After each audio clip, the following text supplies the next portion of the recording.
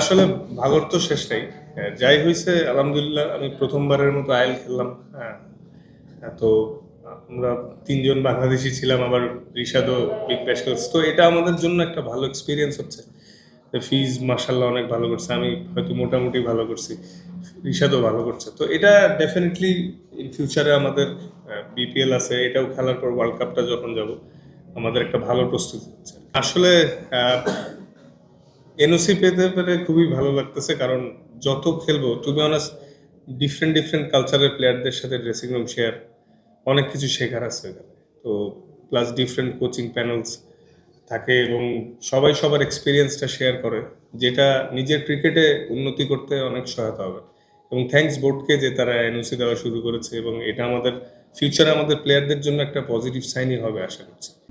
Two be honest এটা আহ, মানে বড় একটা লিগ। তো দেখা গেছে যে প্রত্যেকটা টিমের ব্যাটিং সাইড বেশ স্ট্রং।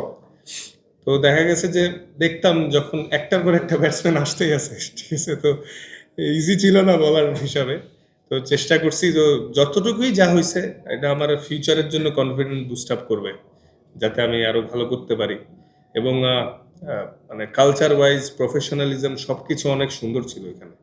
তো এই জিনিসগুলা থেকে যতটুকুই শিক্ষা গ্রহণ করছি, এটা ইন ফিউচারে আমি শিওর যে ফিজ যা শিখছে, আমি যা শিখলাম, রিশাদ যা শিখলো, এটা ইন ফিউচারে আমাদের বাংলাদেশ টিমেও ইম্প্যাক্ট পড়বে। কিছুটা হলেও 5% হলেও ইম্প্রুভমেন্ট আসবে এটা থেকে। তিনি যেটা ভালো লাগলো যে ওর গুগলিটা শার্প হচ্ছে। তো মাঝখানে শুরুর দিকে ওর গুগলিটা ওরকম শার্প ছিল না, কিন্তু ওই বিগ ব্যাশে অস্ট্রেলিয়ান কন্ডিশনে ওর বল যে টার্ন করতেছে, ভালো করতেছে মার্শাল্লাহ। তো এটা খুবই পজিটিভ। না মার্শাল্লাহ ইমপ্রুভমেন্টটা তো ভিজিবল। আর টু বি অনেস্ট বাইরের দেশে গেলে কিন্তু একটা প্রেশার থাকে, আপনি অ্যাজ এ ফরেন প্লেয়ার হিসেবে যখন খেলতে নামেন। কারণ ওইখানে এমন না যে আপনি খারাপ করলে আপনাকে খেলাবে।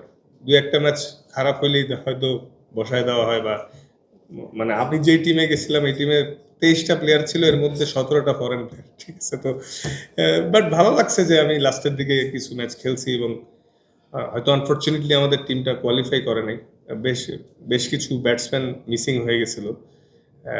চ্যাপম্যান ইনজুর্ড হয়ে গেছিল, টিম ডেভিড চলে গেছিল, কিন্তু ওভারঅলই আমি মনে করি যে এরকম লিগ আমরা খেলতে পারলে আমাদের ইমপ্রুভ হবে আরো বেশি ইনশাল্লাহ।